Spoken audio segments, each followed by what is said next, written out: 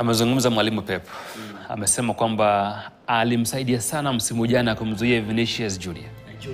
Sasa msimu huu mechi ya kwanza dhidi ya Real Madrid hata kuwepo kwa sababu ya jeraha. Unaona anaweza kumtumia nani kuzuia Vinicius Junior?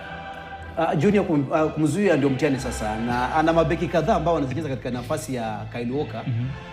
Wanazicheza nafasi kama hiyo, lakini sasa tatizo ni kwamba mtu pekee ambaye anamshika Junior Vinicius msimu kadhaa iliyopita miwili ilikuwa ni Kyle Walker. Alijeruhiwa wakati wa mechi za kimataifa yupo. Atamtumia Guardiola. Umeona Guardiola akicheza mechi zao, ile mechi yao dhidi ya Arsenal weekend iliyopita. Ile weekend nyingine alafu juzi amecheza dhidi ya Palace. Ni kijana mzuri.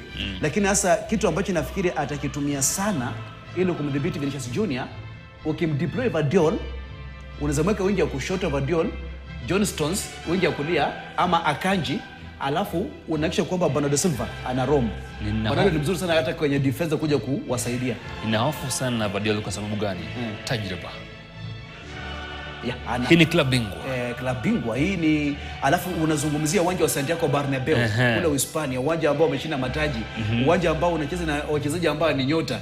Nafikiri atahitaji wachezaji, na kukwambia Rodri atakuwa na kazi kurudi kusaidia safu ya ulinzi, lakini Bernardo Silva kazi yake itakuwa ni free run kusaidia ile wingi ya kushoto, wingi ya kulia. Tumsikize Pep akizungumzia mpambano kati yao na Real Madrid. Classic, between them and ourselves in the last year.